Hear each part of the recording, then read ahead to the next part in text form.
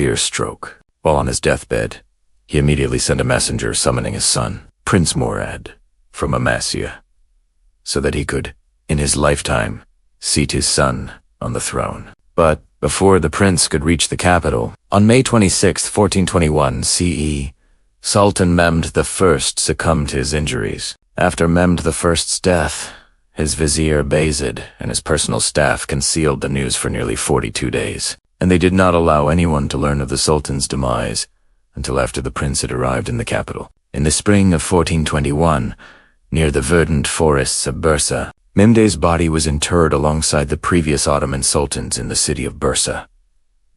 When Murad II ascended the throne, he was only 18 years old.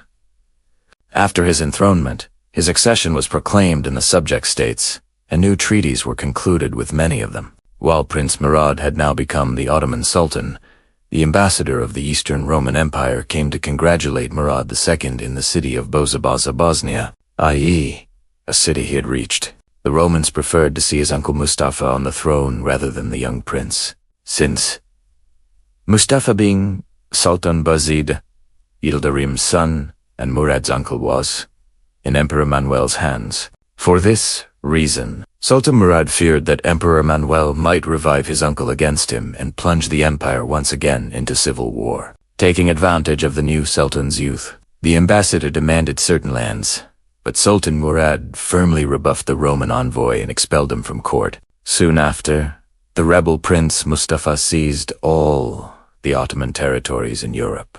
He then marched on the old capital, Bursa, and laid siege to it. However, during this retreat and pursuit, Mustafa suffered a severe blow when his supporter, the Turkoman chieftain Junid Bey, abandoned him and went off to Smyrna, taking his contingent with him. Either his troops melted away or they joined Sultan Murad's army. This action was enough to anger Mustafa's forces, who had wanted to remain stationed in Anatolia rather than follow him to the Balkans. Moreover, the lack of military and financial aid from Emperor Manuel contributed to Mustafa's defeat. Mustafa soon failed in the siege and had to retreat. Sultan Murad, wasting no time, set off for Anatolia with his father Sultan Mehmed I Eskap Kulukor. While Mustafa was withdrawing, Murad began an intense pursuit.